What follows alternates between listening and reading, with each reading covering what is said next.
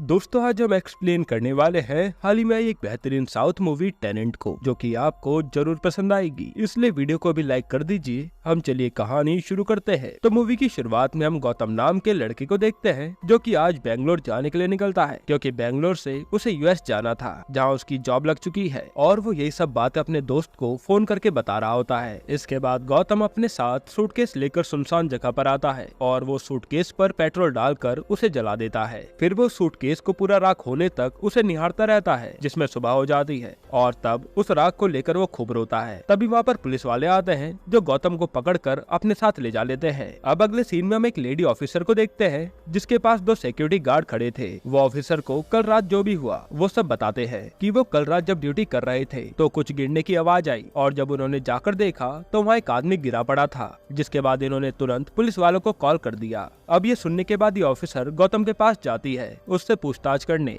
और उसे कहने लगती है कि पहले तुमने अपनी ही बीवी को मार डाला, बाद में खुद ही अपनी बीवी की मिसिंग कंप्लेन लिखवाई, ये मेंशन करते हुए कि तुम बेंगलोर में हो। फिर अपनी बीवी को मार कर ही तुमने उसकी लाश एक सूटकेस में बंद करी और एक सुनसान जगह जाकर उसे जला दिया। लेकिन इतनी प्लानिंग करने के बाद भी तुम पकड़े गए, इसलिए जल्दी से ये बता दो कि तुमने अपनी बीवी को क्यों मारा। तब गौतम पहले तो शांत बैठा रहता है, लेकिन फिर वो रोते हुए अपनी पूरी कहानी उस पुलिस वाली को बताता है कि पढ़ाई पूरी करने के बाद मुझे एक अच्छी जॉब मिल गई और 6 साल ऐसे ही बीत गए। फिर मेरी माँ मुझे बार बार शादी के लिए फोर्स करने लगी, इसलिए मैंने शादी के लिए हाँ भी कर दिया, और माँ ने मेरी शादी मेरी कजन संध्या से करा दी, जो कि बहुत सुंदर थी। फिर वो बताता है कि हम दोनों शादी के बाद काफी अच्छे से रहने लगे, मुझे उससे बहुत प्यार हो गया, और फिर हम कुछ ही दिनों में शहर आ गए। हालांकि कुछ समय बाद गौतम का ट्रांसफर यूएस के लिए हो जाता है, जिससे संध्या काफी खुश होती है, और ये बात संध्या गौतम के मम्मी पापा को बताती है, जो सुनकर वो भी बहुत खुश थे। यहाँ होना ये था कि गौतम के यूएस जाने के बाद संध्या अपने मायके रहने चली जाएगी, और फिर जब गौतम वहाँ पर सेटल हो जाएगा तो वो संध्या को भी बुला लेगा। इस पर वो पुलिस वाली पूछ लेती है कि तुमने जो किया उससे इस बात का क्या लेना देना,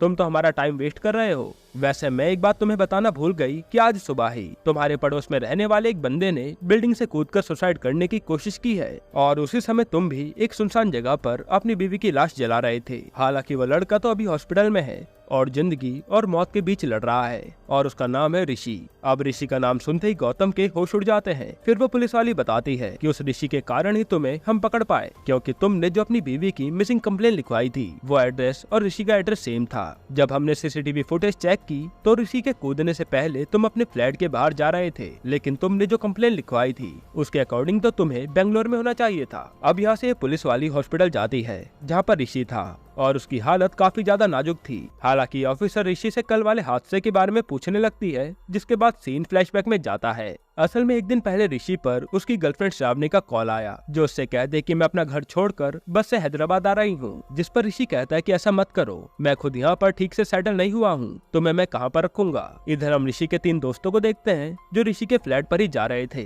तब उनमें से एक दोस्त, जिसका नाम रोनी होता है, वो जाकर गौतम का गेट नॉक करता है, और हम देखते हैं कि उस समय गौतम तो अपनी बीवी संध्या की लाश के सामने बैठा है। तब गौतम सीधा जाकर गेट खोलता है, और रोनी उससे पूछता है कि आप तो यूएस जाने वाले थे, तो पार्टी कब दोगे? लेकिन गौतम बहाना बनाकर दरवाजा बंद कर देता है। इसके बाद ये दोस्त ऋषि के फ्लैट पर होते हैं। तब यहाँ ऋषि अपनी फ्रेंड काव्या को कॉल करने लगता है। असल में ऋषि सोच रहा था कि जब श्रावणी हैदराबाद आएगी तो वो इसे काव्या के साथ ही फ्लैट पर रुकवा देगा, क्योंकि यहाँ तो ज्यादातर लड़के ही हैं, पर काव्या तो इस समय फोन ही नहीं उठाती। तभी ऋषि पर श्रावणी का कॉल आता है, और वो उसे बताती है कि थोड़ी देर में बस पहुँचने वाली है, तुम यहाँ से मुझे पिक कर लेना। फिर श्रावणी बस में ही अपना फ्लैशबैक याद करती है, जहाँ हम देख पाते हैं कि श्रावणी की 3 बुआ है, और उनके बेटे बड़ी बड़ी कंट्रीज में सेटल हो चुके हैं। इसलिए श्रावणी की बुआ चाहती है कि श्रावणी उन तीनों में से किसी एक के बेटे के साथ शादी करके खुश रहे, पर श्रावणी तो ऋषि से प्यार करती थी। थोड़ी देर बाद श्रावणी के पिता भी उसे समझाते हैं कि ये तुम्हारी बुआ सही कह रही हैं, इससे तुम्हें माँ का प्यार भी मिल जाएगा और तुम खुश रहोगी। पर श्रावणी किसी की बात नहीं मानती, और अगले ही दिन ऋषि के पास हैदराबाद के लिए निकल जाती है। फिर अब ऋषि की माँ ऋषि को कॉल करके कल के बारे में बताती है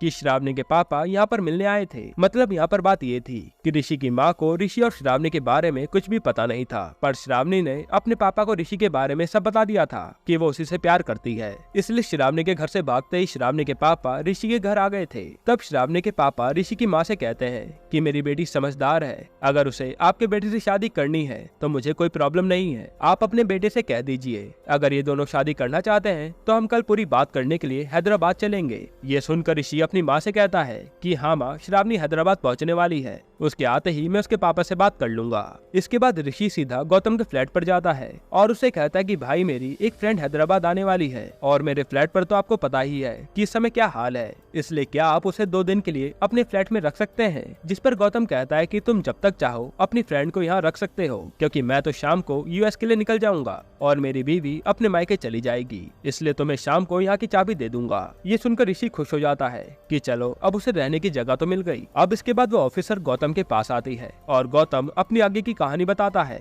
कि जब मैं और संध्या शादी के बाद इस फ्लैट पर रहने आए तो हम बहुत खुश थे। फिर जब 3-4 महीने बीते तो पता नहीं एकदम से संध्या को क्या हुआ, वो पूरी गुमसुम सी हो गई और गौतम से ठीक से बात भी नहीं करती थी। पहले तो ये दोनों हर वीकेंड कहीं बाहर भी घूमने जाते थे, लेकिन पिछले 1 महीने से ये भी बंद हो गया था। फिर गौतम बताता है कि मेरे ऑफिस से आते ही संध्या अपने रूम में चली जाती थी और मैं उससे सवाल भी करता था तो वो कुछ जवाब भी नहीं देती थी। ऐसा लगता था कि जैसे उसे कोई बात खाई जा रही हो और वो कभी कभी बहुत रोती भी थी। फिर एक दिन जब गौतम अपने बेडरूम में आया तो उसने कुछ ऐसा देखा जिससे वो शौक में रह गया और शायद उसके लिए ही गौतम ने संध्या को मार डाला। फिर आधी रात को उसने सूटकेस में संध्या की लाश भर के सुनसान एरिया में जाकर जला दिया। इस पर पुलिस वाली पूछ लेती है कि जब तुम्हें संध्या से इतना प्यार था तो तुमने एक शक के कारण अपनी बीवी को क्यों मार डाला। तब गौतम कुछ नहीं बोलता। फिर पुलिस वाली ऋषि के पास जाती है और उससे कहती है कि ऋषि तुम अपने ट्रीटमेंट के लिए सपोर्ट करो और जल्दी से ठीक हो जाओ। पर ऋषि धीरे धीरे बोलता है कि नहीं, अब मेरा जिंदा रहने का कोई फायदा नहीं है, मैं मर जाऊं तो वही अच्छा है। जिसके बाद सीन फ्लैशबैक में जाता है जब ऋषि श्रावणी को हैदराबाद में पिक करने पहुंच गया था। हालांकि वो श्रावणी को डांट लगाता है कि तुम्हें ऐसा नहीं करना चाहिए था। फिर वो उसे अपने पापा से बात करने के लिए कहता है, जिसके बाद ऋषि खुद श्रावणी के पापा को बताता है कि श्रावणी मेरे पास सेफ पहुंच चुकी है, आप चिंता मत कीजिएगा। जिस पर श्रावणी के पापा की टेंशन कम होती है और वो कहते हैं कि ठीक है, कल मैं और तुम्हारी माँ रिश्ते की बात करने हैदराबाद आएंगे। तब हैदराबाद घूमते हुए श्रावणी ऋषि से कहती है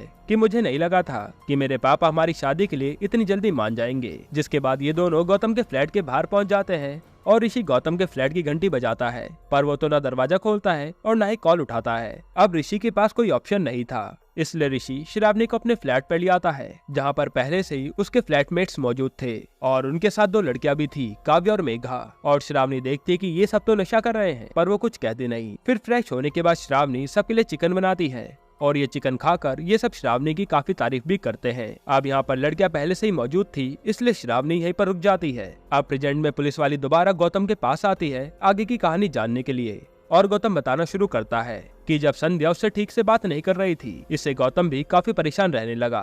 फिर एक दिन हारकर गौतम जबरदस्ती संध्या से पूछने लगता है कि आखिर बात क्या है। तब संध्या फुट फुट कर रोने लगती है और उसके साथ जो भी हुआ सब बताती है कि एक दिन संध्या गौतम को बाहर तक छोड़ने आई थी, तब उसकी मुलाकात पड़ोस में रहने वाली काव्या से हुई, जहाँ ये दोनों पहली बार इंट्रोड्यूस हुए थे। इसके बाद एक दिन सुपरमार्केट में काव्या संध्या को फिर से मिली और यहाँ उसने मेघा को संध्या से मिलाया और ये तीनों काफी बातें करने लगे। अब कुछ ही दिनों में इनकी दोस्ती बढ़ जाती है और इनका संध्या के फ्लैट पर आना जाना शुरू हो जाता है। फिर एक दिन जब मेघा का बर्थडे होता है तो ये दोनों संध्या के पास आकर संध्या को एक चॉकलेट देते हैं और शाम को बर्थडे पार्टी में आने के लिए भी कहते हैं। फिर इनके जाने के बाद संध्या जब उस चॉकलेट को खाती है तो थोड़ी देर में उसका सर घूमने लगता है और उसे नशा सा हो जाता है। अब यहाँ से सीन फ्लैशबैक में जाता है जब काव्य और मेघा संध्या के बारे में बातें कर रहे थे कि इनकी पड़ोसी संध्या कितनी ज्यादा सुंदर है, उसे देखकर तो कोई भी उस पर फिदा हो जाए। तब ये सारी बातें उसी फ्लैट में बैठा रोनी सुन रहा था और तभी से रोनी संध्या का चेहरा देखना चाहता था। फिर एक दिन जब रोनी संध्या को देखता है तो वो सच में काफी ज्यादा सुंदर थी। इसी के बाद से रोनी संध्या का पीछा करना शुरू कर देता है और हर डिटेल निकालने लगता है कि वो अकेली कब होती है और क्या खाती है, सब कुछ। असल में रोनी संध्या को पाना चाहता था, इसलिए जिस दिन मेघा का बर्थडे होता है उस दिन रोनी संध्या की फेवरेट चॉकलेट में इंजेक्शन से नशे की दवाई डाल देता है और उसी चॉकलेट को खाकर संध्या नशे में आ गई थी। अब उसी समय रोनी अकेला पाकर संध्या के पास आता है और फिर नशे की हालत में उसका रेप कर डालता है, जो कि संध्या चाहकर भी उसे रोक नहीं पाती और अपना काम करके वो यहाँ से चुपचाप निकल भी जाता है। अब ये सब सुनने के बाद गौतम बहुत दुखी हो गया था और कहानी प्रेजेंट में आती है। फिर वो पुलिस वाली ऋषि का बयान गौतम को सुनाती है कि जिस रात श्रावणी ऋषि के फ्लैट पर आई थी तो वहाँ उसके सारे दोस्त तो नशे में डूबे हुए थे, पर रोनी की गंदी नजर श्रावणी पर भी पड़ी थी। फिर डिनर करने के बाद रोनी ऋषि के पास आता है और कहता है कि थोड़ी देर के लिए श्रावणी मुझे दे दो ना, जिस पर ऋषि कहता है कि भाई तू नशे में है, जाकर सो जा। पर रोनी तो ऋषि को धक्का देकर कमरे से बाहर कर देता है और दरवाजा लॉक करके श्रावणी का बड़ी बेरहमी से बलात्कार कर देता है। है और बेचारी श्रावणी बस चिल्लाती रह जाती है, लेकिन सारे लोग नशे में थे तो कोई भी उसकी आवाज नहीं सुनता। तब ऋषि दरवाजा तोड़ने की कोशिश करता है पर वो भी नहीं टूटता। फिर ये दुष्कर्म करने के बाद रोनी कमरे से बाहर आता है और रोनी उसे पीटने लगता है। तब ये सब देखकर रोनी के बाकी दोस्त भी नशे के कारण श्रावणी के पास चले जाते हैं और दरवाजा बंद करके बारी बारी से उसका बलात्कार कर डालते हैं। उस समय भी ऋषि दरवाजा तोड़ने की कोशिश करता है पर कोई फायदा नहीं था। थोड़ी देर में वो दोनों भी बाहर आ जाते हैं तो ऋषि जल्दी से जाकर श्रावणी को कपड़े पहनाता है, जिसके बाद वो गुस्से में बाहर आता है और तीनों को ही बड़ी बेरहमी से मार डालता है। और इतनी लड़ाई देखकर काव्य और मेघा फ्लैट से भाग जाते हैं। फिर वहाँ कमरे से श्रावणी बाहर आती है और ये सब देखकर उसके होश उड़ जाते हैं कि ऋषि ने इन्हें मार डाला। हालांकि वो कहते कि मेरी ही गलती है, मुझे यहाँ पर नहीं आना चाहिए था। तब ऋषि कहता है कि कोई बात नहीं, हम दोनों कल सुबह होते ही बेंगलोर के लिए निकल जाएंगे और वहीं पर जाकर नई जिंदगी शुरू करेंगे। लेकिन श्रावणी तो तुरंत गिल्ट में आकर बिल्डिंग से कूद जाती है और उसे बचाने के चलते ऋषि भी कूद जाता है, जिसके कारण श्रावणी तो वहीं पर मर गई थी और ऋषि हॉस्पिटल में जिंदगी और मौत के बीच जूझ रहा था। फिर सुबह होते ही जब श्रावणी के पिता और ऋषि की माँ यहाँ आते हैं तो ये सब देखकर उनकी हालत खराब हो जाती है। और फिर यहाँ थोड़ी देर बाद ऋषि की मौत भी हो जाती है क्योंकि उसके पास अब जीने की वजह नहीं बची थी। अब इन दोनों की मौत के कारण ऋषि की माँ और श्रावणी के पिता फूट फूट कर रोने लगते हैं, जो कि काफी इमोशनल सीन था क्योंकि ये तो यहाँ पर उनकी शादी कराने आए थे, लेकिन यहाँ तो दोनों ही बच्चे मारे गए। इसके बाद वो पुलिस वाली गौतम के पास जाकर कहती है कि जब संध्या ने तुमसे अपनी प्रॉब्लम बताई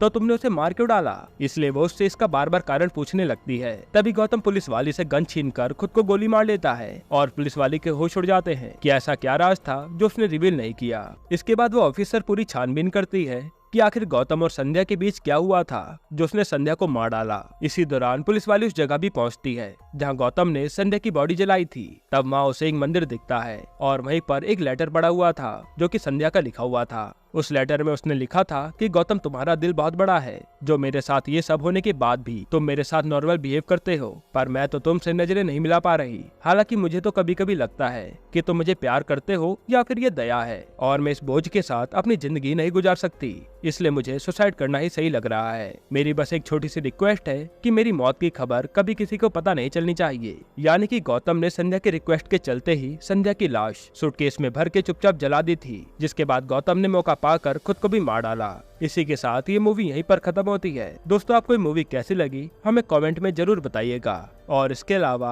अगर आप चाचा विधायक के हमारे वेब सीरीज का एक्सप्लेनेशन देखना चाहते हैं तो कमेंट में जरूर बताइएगा, हम जल्द से जल्द उसे लाने की कोशिश करेंगे।